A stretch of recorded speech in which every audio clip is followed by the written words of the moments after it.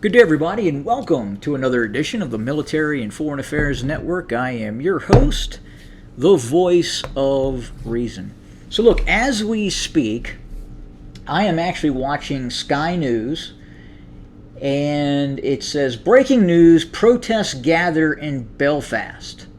Now, recently, there was a older Irish man who was essentially getting slaughtered in the street by an Islamic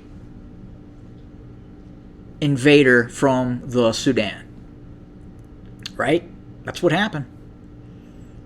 Now, what's interesting is, are we finally starting to see something that is going to unite the Protestant Catholic divide? Could this be a turning point in which we see Protestant and Catholic unite and come together and say, you know what?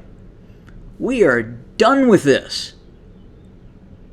And what's interesting, if you search any information on the subject matter, for instance, I put in a search and it says the protests in Belfast are primarily far-right anti-immigration demonstrators who took to the street following a violent knife attack in the city. Well, look, this is what you have to do. The government has to fear the response from the people who place them in a position of authority.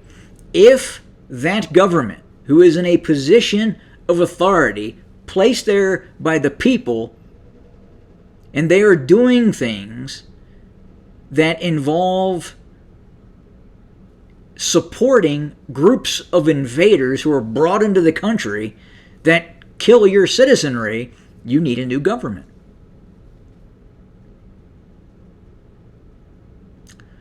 This is why here in the United States, the un-United States, whatever you want to call us right now, we have guns. Yeah, the big number 2, the Second Amendment. The right to possess guns. Whatever gun I want to possess, I will possess it.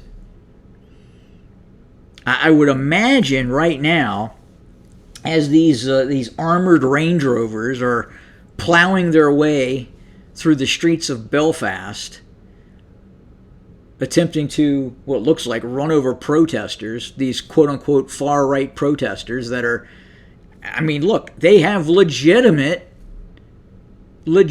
concerns. And yes, those concerns are manifesting themselves in ways, in all probability, that are designed to make that government that is no longer operating in the interest of the people fear it. That government that allowed in that Sudanese national to come into the country and kill the citizenry, that government does not respect, nor is it looking out for the best interest of the citizenry. Actually, just the opposite. It's looking to do harm to that citizenry.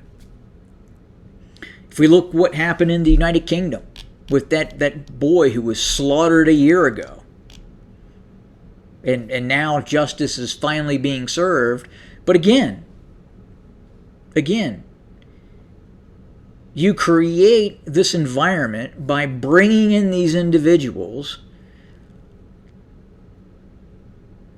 and you don't expect the populace to eventually rebel. Well, that's what has to happen. Unfortunately, what is going to happen, and what must happen, is that the United Kingdom, now look, we can say whether Northern Ireland belongs in the United Kingdom or doesn't belong in the United Kingdom. Again, ironically, in all probability, we are seeing a merging of the two groups that are and could be essentially supporting each other against this government that is bringing in these Islamic radicals from North Africa and the Middle East that are being brought in to prey upon the British and the citizenry of the United Kingdom. And that's what's happening. And look, what's going to happen, again, is you're going to have to bring that government down. You're going to bring down the government, and you need to start over. And you need to give yourselves the right to defend yourself. Because look, what is going to take place is going to be very challenging. You are going to have, and I'm speaking to the United Kingdom, I'm even speaking here to the ununited states to some extent. So in tandem, we are going to have to do things to take our country back that is not going to be popular to a few groups. You overstayed your welcome, and you have and are trying to change the very fabric of our society that we built as a Western civilization.